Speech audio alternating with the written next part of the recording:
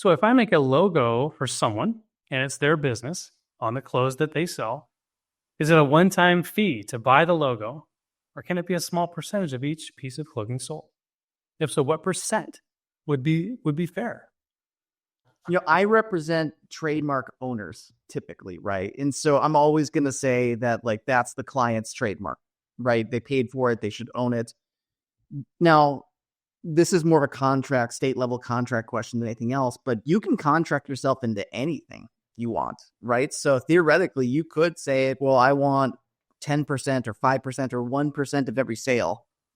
I think that's going to be completely unworkable from just a business management perspective. I think It's like kind of cash flow you're saying, you mean might be tough to. you have to monitor it, and like you have to be more involved. And ultimately, like that's probably not something that you or the other party want. My recommendation would be to kind of do what's industry standard, which is a work made for hire agreement, meaning they put up money and in exchange, you agree to create the logo for them and transfer the rights of that logo to the third party who's purchasing it from you. That's just the cleanest way to do it. Again, it's called a work made for hire agreement, and they're pretty standard in this field of work.